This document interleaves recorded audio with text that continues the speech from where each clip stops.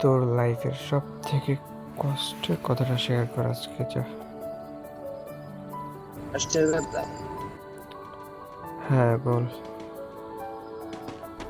নানা যে টাইমে মারা গেছে ভাই, يا مرحبا নানা যে টাইমে মারা গেছে ভাই,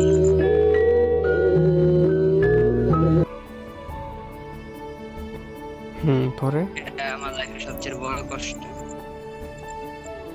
আহ